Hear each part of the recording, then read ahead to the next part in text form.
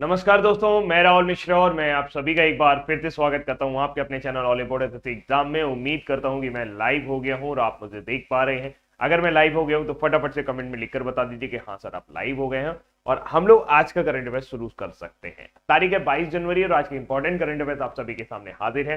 लेकिन इससे पहले आप सभी में से अगर कोई भी CGL 2 का एग्जाम देने जा रहा है तो ये बहुत अच्छी बात है। लेकिन अगर आप अपनी परफॉर्मेंस को जज करना चाहते हैं तो ऑली बोर्ड लेकर गया है एक all India live mock test. All India live mock test की बात की जाए तो ये CGL Tier 2 एग्जाम के लिए है।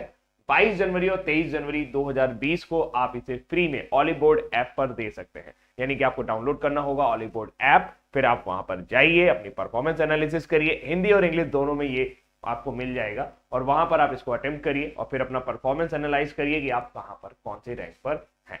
वेरी वेरी गुड मॉर्निंग सभी को, वेरी वेरी गुड मॉर्निंग। इसके अलावा अगर आप रेलवे NTPC CBT 2 का क्रैश कोर्स करना चाहते हैं, यानी कि आपने कुछ नहीं पढ़ा है और आपको कुछ भी समझ में नहीं आ रहा है कि क्या क्या पढ़ना चाहिए, तो ये छोटा सा एक कोर्स है, इसको आप ज्वाइन कर सकते हैं और ये कोर्स आपको मिल जाएगा केवल और केवल 909 रुपए में अगर आप कोड यूज करते हैं राउंड सर। कोड यूज करिए, यानी आपको ऑली बोर्ड ऐप पर जाना है, वहां पर SSC और रेलवे के सेक्शन पे जाना है और उस सेक्शन पे जाकर के आप इस कोर्स को अंग्रेजी और हिंदी माध्यम दोनों में ज्वाइन कर सकते हैं। सर आज बारिश हो रही है आपके यहाँ पर, बहुत बढ़िया बात है।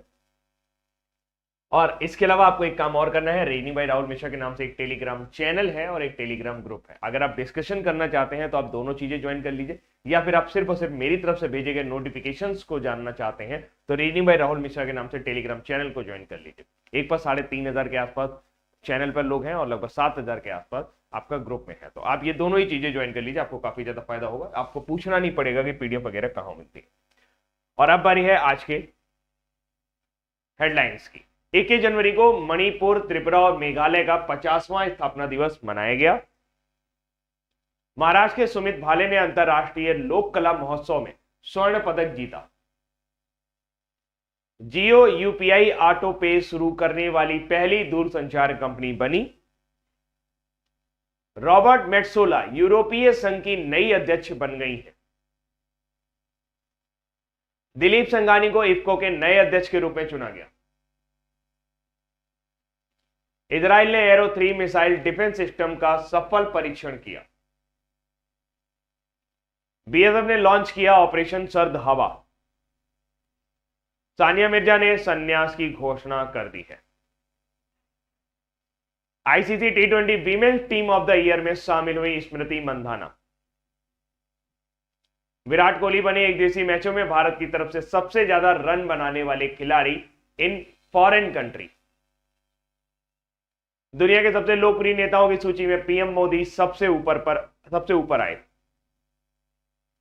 और सेबी ने लॉन्च किया सारथी नाम का मोबाइल ऐप। ICC की ODI team of the year में पाकिस्तान के बाबर आजम को कप्तान बनाया गया। ऑक्सफोर्ड यूनिवर्सिटी प्रेस ने बच्चों के लिए एंजाइटी को चुना है वर्ड ऑफ द ईयर 2021। और नासा के प्रोग्राम में भाग लेने वाली LPU लवली प्रोफेशनल यूनिवर्सिटी की छात्रा पहली भारतीय बनी। हर छोटा बदलाव बड़ी कामयाबी का हिस्सा होता है।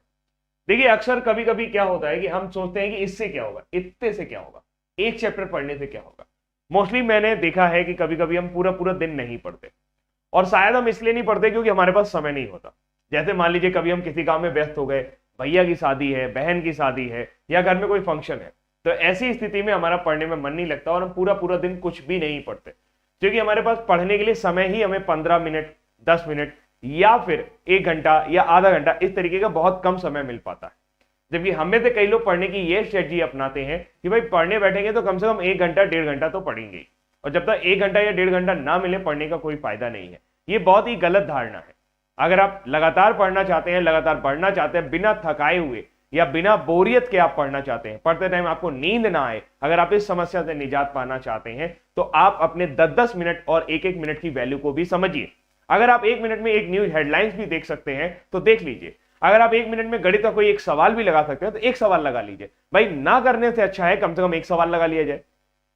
तो उम्मीद करता हूं कि आज के बाद आप इस चीज को फॉलो करेंगे और 1-1 मिनट की पढ़ाई को ट्राई करेंगे। 1 मिनट की पढ़ाई, 1.5 मिनट की पढ़ाई, छोटे छोटे स्लॉट बनाइए ना, पढ़ाई के शॉर्ट्स बनाइए, तो छोटे छोटे से बढ़िया उसको स्लॉट में पढ़ने की कोशिश करिए और आप देखेंगे इससे आपको बहुत ज्यादा फायदा होगा। क्योंकि जब आप 1 मिनट में कोई एक चीज करते हैं तो हमारे माइंड का कंसंट्रेशन लेवल एकदम अप टू द मार्क होता है और वो बहुत अच्छे से उस चीज को ग्रैस्प करता है और वो चीज हमें लंबे समय तक याद रहती है।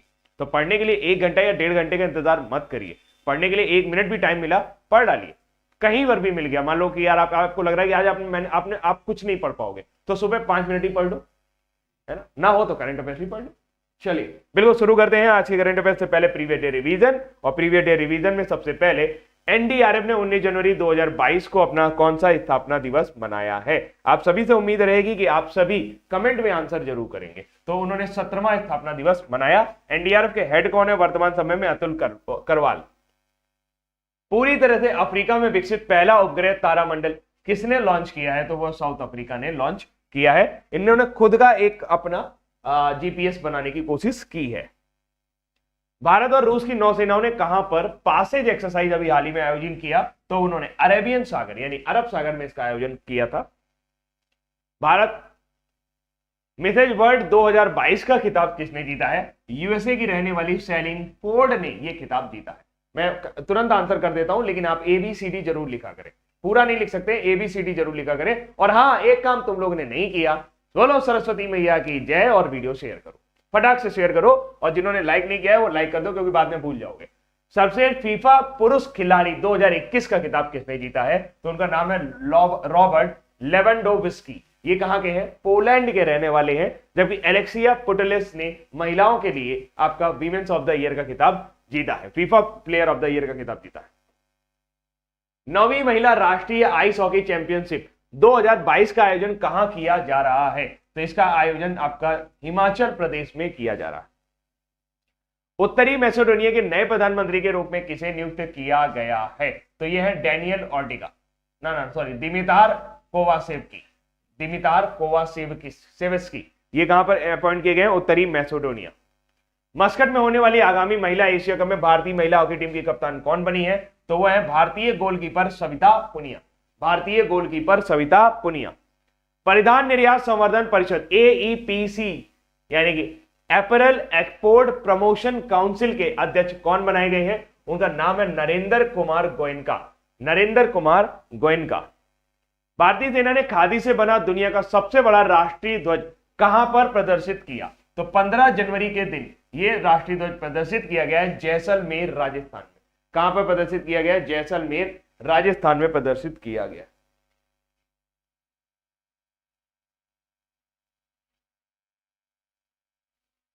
मैं देख रहा था आज भी भाप आ रही है क्या? भारत के राष्ट्रीय कोविड टीकाकरण कार्यक्रम की पहली वर्षगांठ पर स्मारक डाक टिकट किसने जारी किया है? तो हमारे स्वास्थ्य मंत्री डॉक्टर मनसुख मंडाविया ने एक डाक टिकट जारी किया। भारत का पहला हेली हब कहां पर बनाया जाएगा? गुरुग्राम में भारत का पहला हेली हब बनाया जाएगा। इंडोनेशिया की नई राजधानी क्या होगी? इंडोनेशिया की नई राजधानी कालीमंतन में स्थित नुसंतारा होगी। नुसंतारा इंडोनेशिया की नई राजधानी होगी। 17 जनवरी 2022 को किस प्रसिद्ध कथक नर्तक का निधन हो गया? तो कथक नर्तक जो थे उनका नाम था पंडित बिरजू महाराज। कहां के रहने वाले थे? क्योंकि कथक यूपी का डांस फॉर्म है, ये यूपी लखनऊ के रहने वाले थे। और अब बारी है आज के करंट अफेयर्स में। धमाकेदार करंट अफेयर्स होंगे लेकिन मैं वेट करूंगा अब 2 सेकंड कि आप वीडियो को थोड़ा सा शेयर कराएंगे तो मजा आ जाएगा। ये आज की पहली जानकारी। मणिपुर त्रिपुरा मेघालय ने अपना 50वां स्थापना दिवस कब मनाया? तो मणिपुर त्रिपुरा मेघालय ने अपना 50वां स्थापना दिवस 22 जनवरी 2022 को मनाया। नहीं, 21 जनवरी 2022, जनवरी तो आज है। 21 जनवरी 2022 को मनाया। कब मनाया? 21 जनवरी 2022 को। तो मेघालय, मणिपुर और त्रिपुरा, जिसमें से त्रिपुरा और मणिपुर जो हैं ये यूनियन टेरिटरी थे। त्रिपुरा और मणिपुर जो थे ये यूनियन टेरिटरी थे। और 21 जनवरी सन 1972 21 जनवरी सन 1972 को एक अधिनियम आया था, तब से ये प्रभावी हुआ। यह अधिनियम था 1971 का उत्तर पूर्वी क्षेत्र पुनर्गठन अधिनियम। तो 21 जनवरी 2022 को मणिपुर और त्रिपुरा और मेघालय ने अपना 50वां स्थापना दिवस मनाया है। कौन सा स्थापना दिवस मनाया? इस अधिनियम ने मणिपुर और त्रिपुरा को, जो कि पहले एक यूनियन टेरिटरी का दर्जा प्राप्त था, उनको पूर्ण राज्य का दर्जा दे दिया।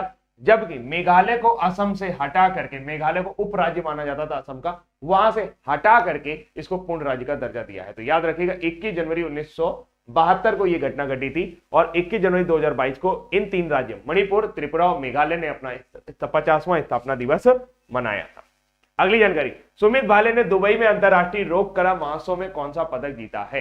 तो इन्होंने यहां पर गोल्ड मेडल जीता है। लेकिन क्यों जीता है? ये लावनी करते हैं। लावनी जो है ये महाराष्ट्र का डांस फॉर्म है। पुराने जमाने में जब युद्ध होते थे तो सैनिक शिविरों में उनका मनोरंजन करने के लिए इस डांस फॉर्म को परफॉर्म किया जाता था। इसमें अभिनय भी होता है, नाटक भी होता है और डांस भी होता है। तो लावनी जो है ये महाराष्ट्र का प्रमुख डांस फॉर्म है। वहां के एक व्यक्ति रहने वाले सुमित भाले को अंतरराष्ट्रीय लोक कला महोत्सव, इसका आयोजन कहां हो रहा था? इसका आयोजन दुबई में हो रहा था। वहां पर इन्हें गोल्ड मेडल से सम्मानित किया गया है, इन्हें स्वर्ण पदक दिया गया है। महाराष्ट्र के सुमित भाले ने दुबई में अंतरराष्ट्रीय लोक कला महोत्सव में स्वर्ण पदक जीत लिया है। वह महाराष्ट्र के युवा लावनी कलाकार है। लावनी एक डांस फॉर्म है। उन्होंने दुबई में अंतरराष्ट्रीय लोक कला महोत्सव में महाराष्ट्र के राज्य का नेतृत्व किया था। और लावनी एक प्रदर्शन कला है जो नृत्य, संगीत और अभिनय का मिश्रण है। यह महाराष्ट्र की ग्रामीण संस्कृति का बुनियादी और आवश्यक हिस्सा है। प्रारंभ में यह योद्धाओं का मनोरंजन करने के लिए सैनिक शिविरों में आयोजित किया जाता था। इसके अलावा अभी हाल ही में कुछ अवार्ड आए, ऑनर्स आए, उनके बारे में बात करते हैं। रॉबर्ट लेवेंडोस्की, जैसा कि हमने अभी बात किया, इनको मिला है FIFA player of the year का award. FIFA player of the year का award, player of the year 2021। ये कहां के रहने वाले हैं? ये आपके पोलैंड के रहने वाले। शैलिन फोर्ड, शैलिन फोर्ड को बनाया गया मिसेज वर्ल्ड। क्या बनाया गया? Mrs world 2021, Mrs world 2021। Kerala arts and craft village organisation, Kerala के एक गांव को अभी हाल ही में इंटरनेशनल क्राफ्ट अवार्ड दिया गया। इंटरनेशनल क्राफ्ट अवार्ड दिया गया। International craft award, international craft award 2021। ये किसको मिला? केरला के एक संस्था है केरला में, नाम है Kerala arts and craft village organisation. Satish Adiga, Satish Adiga को आईसीएमआर द्वारा, इंडियन काउंसिल मेडिकल रिसर्च द्वारा सुभाष मुखर्जी पुरस्कार दिया गया। डॉक्टर सुभाष मुखर्जी पुरस्कार, डॉक्टर सुभाष मुखर्जी पुरस्कार। यह पुरस्कार किस क्षेत्र में दिया जाता है? यह पुरस्कार जो लोग आईवीएफ के क्षेत्र में, आईवीएफ यानी कि जो कृत्रिम गर्भाधान तकनीक है, उसके क्षेत्र में दिया जाता है doctor Subhash Mukherjee award, doctor Subhash Mukherjee award. The power of the dog, ये एक फिल्म है। ये क्या है? ये एक फिल्म है जिसको इस बार ड्रामा कैटेगरी का गोल्डन ग्लोब अवार्ड दिया गया। कौन सा अवार्ड दिया गया?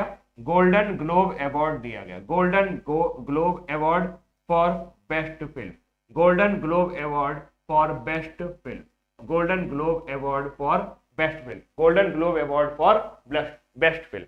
विल स्मिथ को बेस्ट एक्टर का अवार्ड मिला है गोल्डन ग्लोब में। कहां पे मिला है? बेस्ट एक्टर का अवार्ड मिला है गोल्डन ग्लोब में। जी लिख दे रहा हूं, गोल्डन ग्लोब।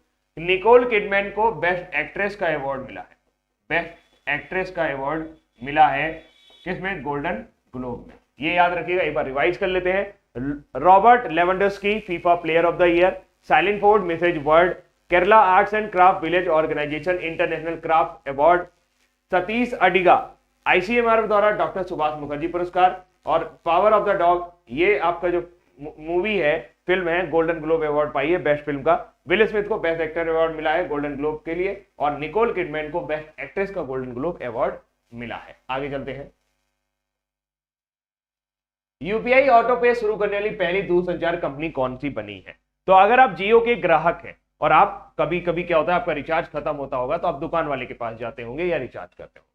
अब आपको ऐसा नहीं करना है। देश की पहली टेलीकॉम कंपनी जियो, जो कि आपको यूपीआई पे का ऑफर दे रही है, यूपीआई पे आप कर पाएंगे, मतलब एक तरह का पेमेंट सर्विस है। अब टेलीकॉम कंपनी द्वारा दिया जाने वाला ये पहला है। बाकी आप फोन पे का यूज करते हैं, गूगल पे का यूज करते हैं, वो अलग चीज हो गई, पेटीएम का यूज करते हैं, वो अलग चीज हो गई, वो भी आपको यूपीआई पे के ऑप्शन देते हैं। लेकिन जियो पहली टेलीकॉम कंपनी है जो आपको इस तरह का ऑप्शन दे रही है। और इससे क्या होगा कि आप उसे ऑटो पे सेक्शन पे डाल दीजिए, तो जब आपका रिचार्ज खत्म होगा वो ऑटोमेटिकली आपके बैंक अकाउंट से कट जाएगा और वो रिचार्ज अपने आप ही हो जाएगा। तो राइट आंसर इज जियो। जियो जो है वो मुकेश अंबानी की कंपनी है और एनपीसीआई यानी कि national payment corporation of India की भागीदारी के साथ इन्होंने ये पेमेंट सर्विस शुरू की है। तो मुकेश अंबानी की टेलीकॉम कंपनी रिलायंस जियो ने अपने यूजर्स के लिए यूपीआई ऑटो पे की सर्विस शुरू की है। इस नई सर्विस को national payment corporation of India द्वारा शुरू किया गया है। क्या आप बता सकते हैं दुनिया की सबसे पहली टेलीकॉम कंपनी कौन सी थी? दुनिया की सबसे पहली telecom company, first telephone company in world, first telephone company in world. तो टेलीफोन का आविष्कार किसने किया था? ग्राहम बेल ने किया था। तो ध्यान रखिएगा, Bell company, Bell telephone company private limited जो थी, ये दुनिया की पहली टेलीकॉम कंपनी थी। इसके अलावा इंडिया में जो सबसे पहली कंपनी आई थी सेलुलर फोन लेकर, वो कौन सी थी? वो एसआर थी, जिसने टेलीफोन नेटवर्क जो है दुनिया में, भारत में पहली बार लगाया था। जबकि भारत में आने वाली पहली जो सेलुलर कंपनी थी, पहली कंपनी जो सेलुलर टेलीकॉम कंपनी थी, वो थी हचीसन। हच का डॉग आपने देखा होगा, हच फिर शायद बाद में वोडाफोन में कन्वर्ट हो गया था। तो हच जो है वो पहली कंपनी थी जो भारत के अंदर आई थी। विश्व की सबसे बड़ी टेलीकॉम कंपनी कौन सी है? विश्व की सबसे बड़ी टेलीकॉम कंपनी है AT&T। बेल टेलीफोन कंपनी ही बाद में AT&T में बदल गई थी। ये यूएसए की भी सबसे बड़ी कंपनी है और विश्व की भी सबसे बड़ी टेलीफोन कंपनी है। विश्व की सबसे बड़ा टेलीफोन नेटवर्क आप कह दें या टेलीकॉम नेटवर्क कह दें, तो विश्व का सबसे बड़ा टेलीकॉम नेटवर्क AT&T के पास है। अमेरिकन टेलीफोन एंड टेलीकम्युनिकेशन, ऐसा कंपनी का नाम है AT&T। ये विश्व की सबसे बड़ी कंपनी है। रिलायंस जियो यूजर्स के मामले में, रिलायंस जियो यूजर्स के मामले में तीसरे नंबर की सबसे बड़ी कंपनी है। विश्व की तीसरी सबसे बड़ी कंपनी रिलायंस जियो हो गई है। भारत की सबसे बड़ी यूजर बेस के मामले में जो कंपनी है वो रिलायंस की जियो है। रिलायंस जो है ये मुकेश अंबानी की कंपनी है। 2007 अहमदाबाद में इसको फाउंड किया गया था और अभी वर्तमान समय में मुंबई महाराष्ट्र में इसका हेडक्वार्टर है। आगे चलते हैं। यूरोपीय संसद की नई अध्यक्ष कौन बन गई है? ध्यान से सुनिएगा, यहां पर लिखा हुआ है यूरोपीय संसद। जैसा कि आप सभी को पता है, यूरोपियन यूनियन में यानी कि यूरोपियन संघ में आपके 27 देश हैं। कितने देश हैं? 27 कंट्री जो है वो यूरोपियन यूनियन के अंदर शामिल है। और इसमें पूरा जैसे यूरोपियन यूनियन 27 सदस्य शामिल है, तो इनका एक मेंबर ऑफ पार्लियामेंट होता है, मतलब एक पार्लियामेंट होता है, संसद होता है, उसे यूरोपीय संसद बोला जाता है। और यूरोपीय संसद की बात की जाए तो यूरोपीय संसद में वर्तमान समय में 705 सीटें हैं और ये विश्व की सबसे बड़ी संसद है। ये विश्व की सबसे बड़ी संसद है on the basis of nation representation. लेकिन विश्व में अगर आप बात करें मेंबर ऑफ पार्लियामेंट के मामले में, तो चाइना की जो संसद है वो सबसे बड़ी है, माइक्रोनेशिया की जो संसद है वो सबसे छोटी है। फिलहाल हम लोग बात करें तो यूरोपीय संसद की नई अध्यक्ष के रूप में यहां पर अपॉइंट किया गया है रॉबर्ट मेट्सोला को। कैथरीन रसेल को अभी हाल ही में यूनिसेफ में अपॉइंट किया गया है। कैथरीन रसेल को कहां भेजा गया? यूनिसेफ को। हेनिटा स्पोर की जगह लिए। तो जो तस्वीर आप देख पा रहे हैं रॉबर्ट मेट्सोला, रॉबर्ट मेट्सोला जो है ये माल्टा की रहने वाली है। कहां की रहने वाली है? माल्टा की रहने वाली है। ये कहां की रहने वाली है? ये माल्टा की रहने वाली है। ये कहां की रहने वाली है? माल्टा की रहने वाली है। रॉबर्ट मेट्सोला, रॉबर्ट मेट्सोला जो है यूरोपीय संघ के सांसदों ने केंद्र दक्षिणपंथी माल्टीज विधायक रॉबर्ट मेट्सोला को यूरोपीय संसद का नेतृत्व करने वाली तीसरी महिला के रूप में चुना है। कौन सी महिला है? तीसरी महिला है और ये सबसे कम उम्र की अध्यक्ष भी होंगी। उन्होंने डेविड सासोली की जगह ली है, जिनके पिछले सप्ताह अचानक डेथ हो गई थी। तो डेविड सासोली की जगह कौन यूरोपीय संसद की आपकी हेड बन गई है? Robert Metsola. किस देश से है? माल्टा से है। देश का नाम जरूर याद रखिएगा। और उन्हें 458 मतों के साथ बहुत भारी मत प्राप्त हुए हैं। अगर हम लोग बात करें यूरोपियन पार्लियामेंट की, तो ये एक सदनी विधायक है। यहां पर कोई भी सदस्य जो चुना जाता है वो 5 साल के लिए चुना जाता है। 10 सितंबर 1952 को यूरोपीय संसद का गठन हुआ था। वर्तमान समय में रॉबर्ट मेट्सोला जो है वो इसको संभाल रही है। अब बात कर लेते हैं कुछ क्लियर पॉइंट पार्लियामेंट्स के बारे में। विश्व की सबसे बड़ी संसद कहां पर है? विश्व की सबसे बड़ी संसद जो है वो चाइना में है, लगभग 3000 मेंबर। एग्जैक्टली बताऊं तो 2980 मेंबर वर्तमान समय में इनकी संसद में काम कर रहे हैं, यानी कि यहाँ पर 2980 सदस्य जो है वो संसद में आकर बैठते हैं। वर्ल्ड स्मॉलेस्ट पार्लियामेंट, ये माइक्रोनेशिया की पार्लियामेंट है। माइक्रोनेशिया की पार्लियामेंट है। माइक्रोनेशिया की पार्लियामेंट में केवल 14 एमपी है। कितने मेंबर ऑफ पार्लियामेंट है? केवल और केवल 14 एमपी है। जातीय संसद, ये किस देश की संसद का नाम है? तो दोस्तों याद रखना, ये बांग्लादेश की संसद का नाम है। ये कहां की संसद का नाम है? बांग्लादेश की संसद नाम। कुछ प्रमुख पूछ लिया जाता है ना कि कौन कौन सी संसद है और ये कहां की है, तो याद रखना सोगडू भूटान की। सोगडू जो है ये भूटान की। मजलिस कहां की है? बताना जरा, याद करके बताना। मजलिस जो है ईरान की है। मजलिस कहां की है? ईरान की। नेशेट बताओ, नेशेट बताना, थोड़ा थोड़ा ध्यान करके बताते जाना। नेशेट जो है ये इजराइल की है। नेशेट जो है ये इजराइल की संसद है। मजलिस ई शोरा, मजलिस ई शोरा, मजलिस ई शोरा जो है इसे पाकिस्तान की संसद को कहा जाता है। पाकिस्तान की संसद का नाम जो है वो मजलिस ई शोरा है। राथा सफा, राथा सफा, राथा सफा, राथा सफा, पूरा राथा सफा, तो ये थाईलैंड की है। ये कहां की है? ये थाईलैंड की है, थाई भाषा में है ये। वहां की संसद को राथा सभा बोला था। Bundestag, Bundestag, Bundestag, Bundestag, Bundestag कहां की है? ये जर्मनी की है। ये कहां की है? जर्मनी की संसद का नाम है। जर्मनी की संसद का नाम क्या है? बुंडेस्टैग। रिक्सडैग, रिक्सडैग, रिक्सडैग कहां की संसद का नाम है? रिक्सडैग जो संसद का नाम है वो है स्वीडन की। कहां की है? स्वीडन की। इसके अलावा कांग्रेस, कांग्रेस, कांग्रेस कहां की है? यूएसए। कांग्रेस कहां की है? USA. Diet, diet, diet, diet कहां की है? डाइट जो है ये जापान की है। और क्वांगो रेनमिन डाइबो दुई, दाहुई, ये चाइना की है। अरे बिल्कुल चाइनीज का असेंट आ गया एकदम, है ना। क्वांगो रेनमिन डाइवी चाउई, चाउ, चाइनी, चाइनी, चाइनीज है भाई, चाइनीज है। तो ये थोड़ा सा एक बार फिर से देख लेते हैं। World largest parliament on the basis of member of parliament, China. World smallest parliament, Micronesia, 14 MP केवल। जातीय संसद बांग्लादेश की है, सोगडू भूटान की है, मजलिस ईरान की है, सेनेट इजराइल की है, मजलिस शूरा पाकिस्तान की, राथा सभा थाईलैंड की, Bundestag Germany, Riksdag Sweden, Congress USA, Diet Japan, Quanguo Renmin Daibiao Dahui China. याद रखिएगा। रशिया की डूमा, क्या बात है, बहुत बढ़िया। शेयर ना करना तुम लोग वीडियो, है ना करो तुम लोग। भारतीय किसान उर्वरक सहकारी के अध्यक्ष किसे नियुक्त किया गया है? यानी कि किसे नियुक्त किया गया है? भारतीय किसान, अरे यार, इंडियन फार्मर फर्टिलाइजर कोऑपरेटिव जिसे बोला जाता है इफको। इफको के हेड बनाए गए हैं दिलीप संघानी। दिलीप संघानी को इफको का हेड नियुक्त किया गया है। तस्वीर आप देख सकते हैं, ये है दिलीप संघानी जी।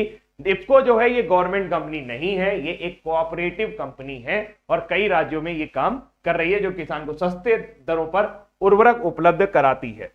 फिलहाल दिलीप संघानी को इफको का अध्यक्ष नियुक्त किया गया है। 11 अक्टूबर 2021 को बलविंदर सिंह नकई की मृत्यु के कारण इनको यहां पर अपॉइंट किया गया है और वो इस इफको के 17वें यानी कि 17 नंबर के अध्यक्ष चुने गए हैं। वो फिलहाल गुजरात के राज्य सहकारी विपणन संघ लिमिटेड के अध्यक्ष हैं। संघानी को 2021 में देश की सर्वोच्च सहकारी संस्था भारतीय राष्ट्रीय सहकारी संघ का भी अध्यक्ष चुना गया था। आगे बात करते हैं, अभी इफको की बात कर ले। इफको का मुख्यालय न्यू दिल्ली में है। 3 नवंबर 1967, कब? 3 नवंबर 1967, 3 नवंबर 1967 को इफको का फाउंडेशन हुआ था। यहाँ पे दिलीप संघानी जो है उसके चेयरमैन बन गए हैं। अभी हाल ही में कुछ अपॉइंटमेंट हुए, उनके बारे में बात कर लेते हैं। फिक्की के अध्यक्ष कौन चुने गए? बताओ भाई, फिक्की के अध्यक्ष कौन चुने गए अभी हाल ही में? हाँ, फिक्की के, बताओ बताओ। संजीव मेहता, याद रखिएगा। फिक्की के अभी हाल ही में अध्यक्ष कौन चुने गए हैं? संजीव मेहता। संजीव मेहता जो है वो फिक्की के अभी हाल ही में अध्यक्ष चुने गए। नास्कॉम, रेखा मेनन, रेखा मेनन, एसेंचर पे Rekha Menon, Rekha Menon, NASSCOM. ONGC, Alka Mittal, ONGC, Alka Mittal, ONGC की पहली महिला महानिदेशक, chairman, sorry. CACP, committee of agriculture cost and price, यानी कि आपका जो न्यूनतम समर्थन मूल्य उसको डिसाइड करने वाली कमेटी के अध्यक्ष दूसरे कार्यकाल के लिए फिर से चुने गए हैं विजय पॉल शर्मा। कौन चुने गए हैं? विजय पॉल शर्मा, विजय पॉल शर्मा। कौन चुना गया? विजय पॉल शर्मा। और आगे आओ, डीएनए से डिप्टी नेशनल सिक्योरिटी एडवाइजर चुने गए हैं विवेक मिश्री। डिप्टी नेशनल सिक्योरिटी एडवाइजर चुने गए हैं विवेक मिश्री। कौन चुने गए हैं? विवेक मिश्री। DG forest, director general of forest department, कौन चुने गए? सीपी गोयल, चंद्र प्रकाश गोयल, चंद्र प्रकाश गोयल। इसके अलावा इसरो के चेयरमैन कौन चुने गए? अभी हाल ही में चुने गए एस सोमनाथ। मैं जो कराता हूं वो आपको पिछले महीने के पूरे अपॉइंटमेंट कवर करने की कोशिश करता हूं। रेलवे बोर्ड के अध्यक्ष कौन चुने गए?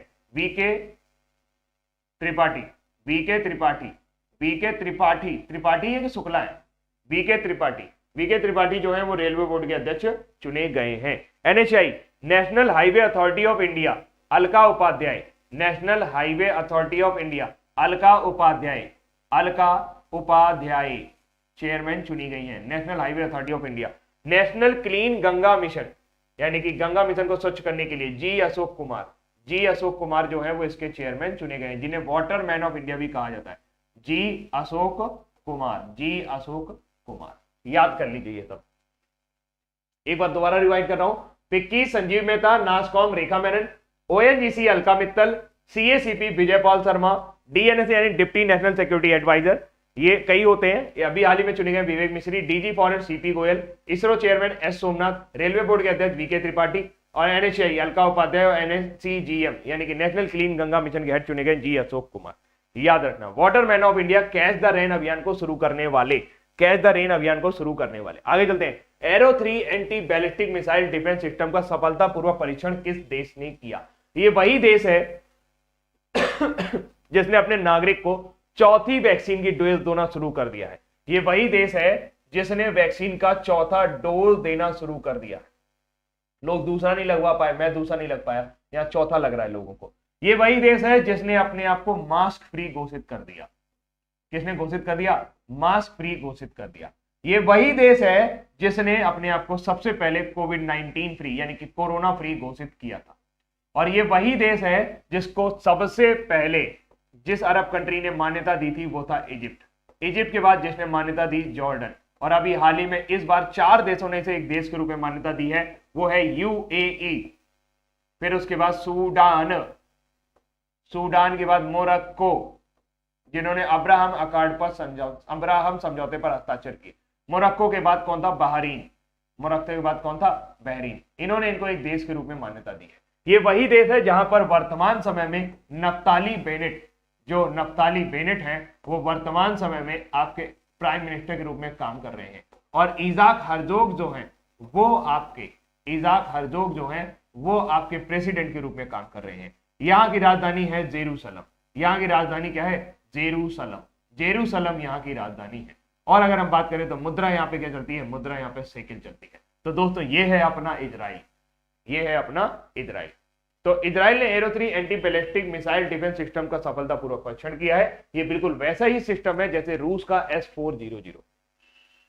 इसकी सबसे खास बात यह है कि बहुत दूर से चीजों को ट्रैक कर लेगा और उनको वहीं पर समाप्त कर देगा। तो अगर कोई देश इनकी तरफ मिसाइल दागता है तो arrow 3 anti ballistic missile defence system सफलतापूर्वक परीक्षण कर लिया गया है और इसके एल्गोरिथम जिसकी सहायता से सिस्टम आने वाले किसी भी खतरे को भांप सकता है। तो ये था इजराइल। ठीक, चलिए आगे बढ़ते हैं। बीएसएफ ने एक वार्षिक अभ्यास ऑपरेशन सर्द हवा कहां पर शुरू किया है? तो ऑपरेशन सर्द हवा जो है ये हमेशा भारत और पाकिस्तान के बॉर्डर पे शुरू किया जाता है। फिलहाल इसे राजस्थान के जैसलमेर में किया जाता है, लेकिन इसे इस बार राजस्थान के जैसलमेर में नहीं किया जा रहा है। इस बार इसे पाकिस्तान की सीमा पर सुरक्षा चौकसी बढ़ा दी है और यह आमतौर पर राजस्थान के जैसलमेर में राज किया जाता है, खासकर जैसलमेर में। यह एक नियमित वार्षिक अभ्यास है। इसे जनवरी के महीने इस बार भी जैसलमेर में ही आयोजित हुआ है, मुझे कंफ्यूजन हुआ। राजस्थान की सीमा जैसलमेर में ही इसे आयोजित किया गया है बीएसएफ ने। ऑपरेशन सर्द हवा सर्दियों में और ऑपरेशन गर्म हवा गर्मियों में, यानी कि वहां पर जब एक्सट्रीम वेदर कंडीशन होती है तो राजस्थान की सीमा पर इस ऑपरेशन को लॉन्च कर दिया जाता है ताकि पाकिस्तान से जो घुसपैठ है उसको रोका जा सके। अगर हम बात करें बीएसएफ की, कहां चला गया बीएसएफ वाला? चलो बीएसएफ की बात करें तो बीएसएफ का जो मोटो है वो है जीवन पर्यंत कर्तव्य। बीएसएफ का मोटो क्या है? जीवन पर्यंत कर्तव्य। ठीक, और बीएसएफ का गठन कब किया गया था? बीएसएफ का गठन कब किया गया था? 1 दिसंबर 1965 को। 1 दिसंबर 1965 को बीएसएफ यानी कि बॉर्डर सिक्योरिटी फोर्स का गठन किया गया था। अब फटाफट से मुझे डायरेक्टर जनरल का नाम बता दो जो बीएसएफ के, बीएसएफ के डायरेक्टर जनरल का नाम बता दो फटाफट।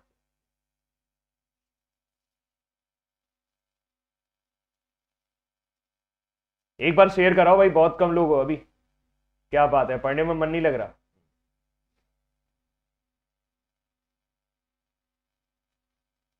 बताइए बताइए, बीएसएफ के डीजी का नाम बता दीजिए। तब तक हम आपको ले चलते हैं सानिया मिर्जा के पास।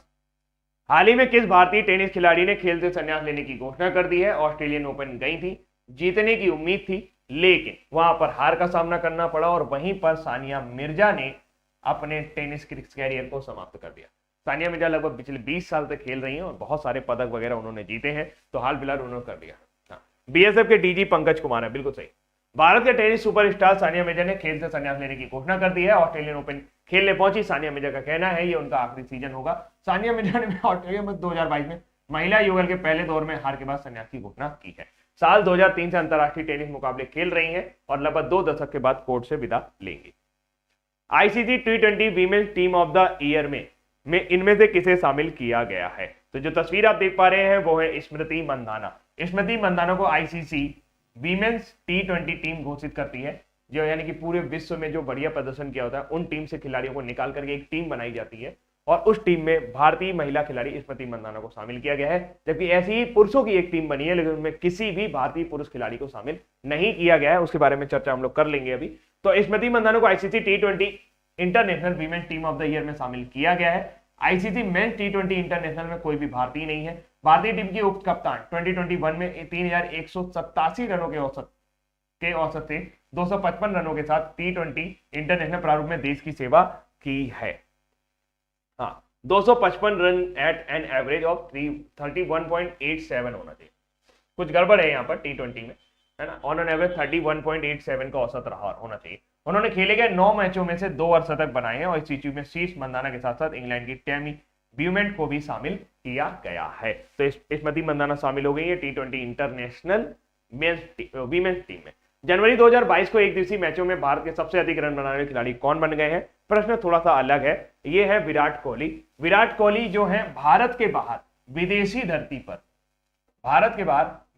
धरती पर सबसे अधिक रन बनाने वाले खिलाड़ी बन गए हैं, भारतीय खिलाड़ी बन गए हैं। इन्होंने सचिन तेंदुलकर के रिकॉर्ड को पीछे छोड़ दिया है। साउथ अफ्रीका में अभी हाल ही में वनडे इंटरनेशनल मैच में खेले जा रहे बोलैंड पार्क जो दक्षिण अफ्रीका में मैच खेला जा रहा था 3 मैचों की श्रृंखला में, पहले वनडे में उन्होंने ये उपलब्धि हासिल की है।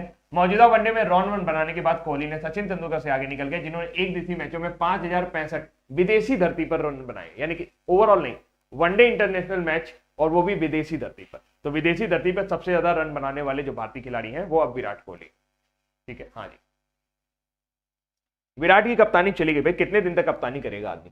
Morning consult political intelligence report के अनुसार दुनिया में सबसे लोकप्रिय नेता कौन बने हैं? तो दुनिया के सबसे लोकप्रिय नेता हमारे नरेंद्र मोदी जी बनकर आए हैं और इस रिपोर्ट में उन्होंने कई लोगों को पीछे छोड़ दिया है, जैसा कि आप रिपोर्ट में देख सकते हैं। मोदी जी जो है वो पहले नंबर पर है। लोपेज ओब्राडोर जो है मैक्सिको के राष्ट्रपति हैं जो 66% रेटिंग के साथ दूसरे, और इटली के प्रधानमंत्री मारियो ड्रागी जो हैं वो तीसरे नंबर पर है। इस सूची में अमेरिका के राष्ट्रपति जो बाइडेन छठे नंबर पर है, उन्हें केवल 43% रेटिंग मिली है। तो Modi ji number 1, Lopez Obrador number 2, Mario Draghi तीसरे नंबर पर, फोमियो किशिदा 48% के साथ चौथे नंबर पर, ओलाफ स्कॉल जर्मनी के चांसलर 44% के साथ 5वें स्थान पर, और जो बाइडेन जो है वो 43 नंबर पर छठे नंबर पर चल रहे हैं। तो भैया मोदी जी तो झंडे गाड़े पड़े। आगे चलते हैं। हाल ही में किस संस्था ने सारथी नाम का मोबाइल ऐप लॉन्च किया है? तो सारथी नाम का मोबाइल ऐप जो लॉन्च किया गया वो सेबी द्वारा लॉन्च किया गया है। इससे आपको सारी जानकारी मिल पाएगी। आप म्यूचुअल फंड खरीदना चाहते हैं या स्टॉक में इन्वेस्ट करना चाहते हैं तो इस ऐप के जरिए आपको काफी ज्यादा जानकारी मिल सकती है। तो ये ऐप किसने लॉन्च किया है? सेबी ने लॉन्च किया है। सेबी की बात करें तो सेबी की गठन जो है वो 12 अप्रैल 1992 को हुआ था। कल भी हम लोगों ने चर्चा की थी। वर्तमान समय में अजय त्यागी जो है वो इसके चेयरमैन है। इसका मुख्यालय जो है वो मुंबई में है। फुल फॉर्म है securities and exchange board of India. Securities and exchange board of India, securities and exchange board of India. बहुत बढ़िया। ICC men's T20 international team of the year के कप्तान कौन बनाए गए हैं? इसमें किसी भी भारतीय खिलाड़ी को शामिल नहीं किया गया है और इसमें बाबर आजम जो है वो इस टीम के कप्तान बनाए गए हैं। तो आईसीसी ने साल 2021 की वनडे टीम का ऐलान कर दिया है। टीम में एक भी भारतीय खिलाड़ी को जगह नहीं दी गई है। T20 ICC best men's team में भी किसी भारतीय खिलाड़ी को शामिल नहीं किया गया है। इस तरह की टीम में शामिल होने के लिए आपको पिछले साल में अच्छा प्रदर्शन करना पड़ता है। आईसीसी ने पाकिस्तान के कप्तान बाबर आजम को 2021 के लिए ICC men's T20 international team of the year का कप्तान बनाया है। पिछले साल वनडे और T20 में शानदार प्रदर्शन करने वाले खिलाड़ियों को प्लेइंग 11 का चयन किया जाता है। इस बार कोई भारतीय खिलाड़ी इसमें शामिल नहीं हुआ है। इस टीम में 2 पाकिस्तानी खिलाड़ी हैं, 3 बांग्लादेशी, 2 श्रीलंकाई, 2 दक्षिण अफ्रीकी खिलाड़ी और आयरलैंड के पॉल स्टर्लिंग और सिमी सिंह को भी यहां पर चुना गया है। मतलब आयरलैंड शामिल है लेकिन भारत शामिल नहीं है। ओह माय गॉड, ऐसा कैसे हुआ? आयरलैंड को शामिल कर दिया गया और भारतीय खिलाड़ी को इसमें शामिल नहीं किया गया। एक बार और शेयर करेंगे वीडियो को। हाँ जी, इसको 1988 में सेबी का एक्ट पारित हुआ था। 1992 में ये लागू हुआ, इसीलिए इसकी स्थापना 1992 से मानी जाती है, 1992 से।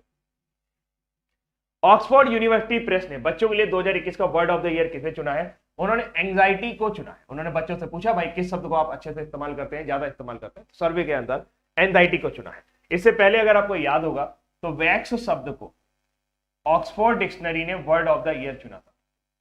वर्ड ऑफ द ईयर किसको चुना था? ऑक्सफोर्ड डिक्शनरी ने वैक्स शब्द ऑक्सफोर्ड ने वैक्स शब्द को वर्ड ऑफ द ईयर चुना था, जबकि वैक्सीन को मरियम वेबस्टर ने चुना था। वैक्सीन शब्द जो है वैक्सीन को मरियम वेबस्टर ने चुना था word of the year.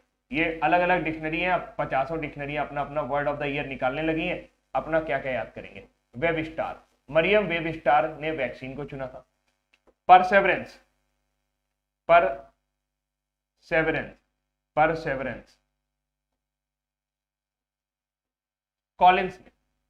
Collins ने dictionary of the year word of the year किसको चुना था? परसेवरेंस को। कॉलिंस ने किसको चुना था? कैम्ब्रिज ने चुना था। परसेवरेंस को कैम्ब्रिज ने चुना था। कॉलिंस ने तो एनएफटी को चुना था, नॉन फंजिबल टोकन, ये कॉलिंस ने चुना था। ये कैम्ब्रिज ने चुना है। सी से कंफ्यूज हुआ मैं, ठीक है। तो word of the ear wax को ऑक्सफोर्ड ने, वैक्सीन को मरियम वेबस्टर ने, परसेवरेंस को कैम्ब्रिज ने, और एनएफटी यानी कि नॉन फंजिबल टोकन को, इसको किसने चुना था? इसको चुना था कॉलिंस, ठीक है, याद रखिएगा। एंजाइटी बच्चों के लिए है। पिछले साल वाला जो वर्ड ऑफ द ईयर था वो कोरोना वायरस था। 2020 के लिए कोरोना वायरस चुना था बच्चों के लिए वर्ड ऑफ द ईयर, और यहाँ एंजाइटी को ऑक्सफोर्ड यूनिवर्सिटी ने बच्चों के लिए word of the year anxiety को चुना है। ऑक्सफोर्ड